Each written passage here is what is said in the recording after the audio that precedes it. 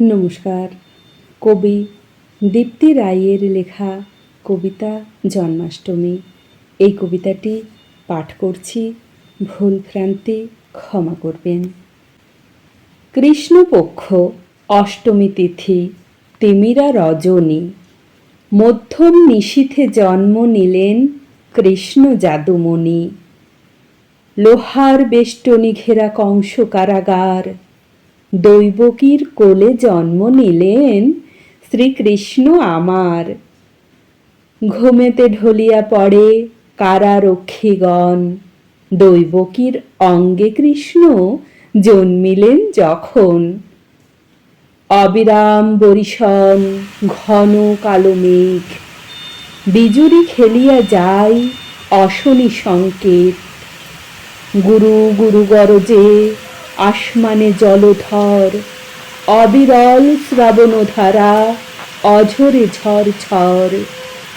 সৌদামিনী অন্তরিক্ষে খেলে আচম্বিতে, অচির প্রভাত ধাঁধায় চক্ষু পথিকে ধাঁধিতে। যখন কৃষ্ণ জন্ম নিল কংস কারাগারে, স্বর্গ হইতে দেবগণ পুষ্পবৃষ্টি করে।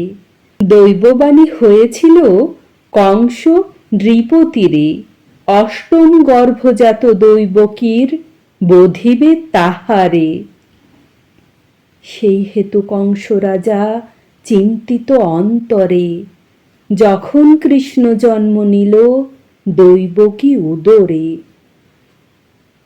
পিতা বসুদেব হইয়া চিন্তায় মগন, কি করে রক্ষিবেন তিনি স্নেহের কৃষ্ণধন। শ্রীকৃষ্ণ লইয়া বসুদেব গোকুলেতে চলে, যমুনা উজান বয় বারিধি উছলে। কি করে যমুনা পার হবে বসুদেব ভাবে মনে মন। শৃগালরূপী ভগবান যমুনা পারাপার করেন তখন। মা যশোদার কোলে কৃষ্ণ অর্পণ করিয়া, সাথে লয়ে যোগমায়া বসুদেব আসিল ফিরিয়া। কৃষ্ণের জন্ম শুনে কংস কারাগারে আইল, দৈবকী হইতে তারে কাড়িয়া লইল। কন্যা সন্তানে কংস পাথরে আছড়িল, তৎক্ষণাৎ আকাশে যোগমায়া রূপ ধারণ করিল। যোগমায়া প্রকাশিল কংসের সকাশে, কংস তোমারে বধিবে যে গোকুলে বাড়িছে সে। নমস্কার।